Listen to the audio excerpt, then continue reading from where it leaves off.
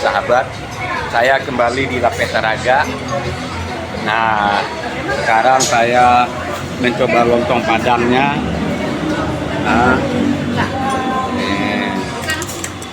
Nah, ini teh telur. Sekarang hari Sabtu jadi ramai.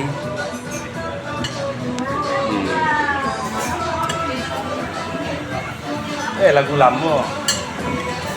Lagu lama. Nih, habis.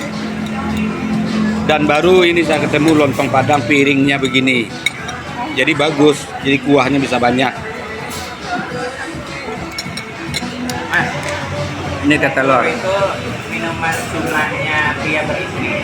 Oh gitu. Kuliner Minang La Petaraga.